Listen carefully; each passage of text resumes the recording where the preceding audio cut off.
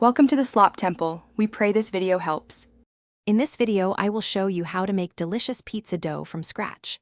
First, let's gather our essential ingredients. You'll need 500 grams of all-purpose flour, 10 grams of active dry yeast, and 10 grams of fine salt. Also, have ready 325 milliliters of warm water and 10 milliliters of good quality olive oil. Having everything measured out makes the process much smoother and more enjoyable.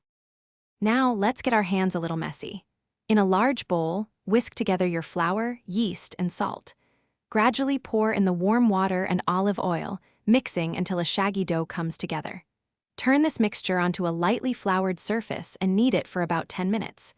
You'll know it's ready when it feels smooth, supple, and springs back slightly when poked. After all that kneading, it's time for the dough to rest and grow.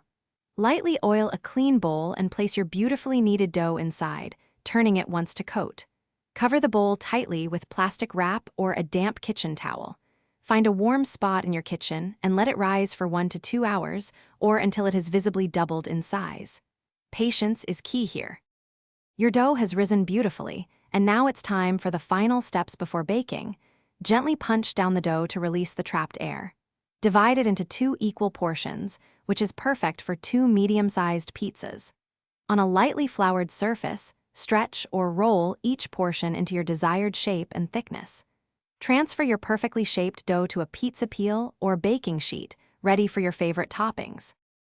Thanks for watching. Consider subscribing if we helped you.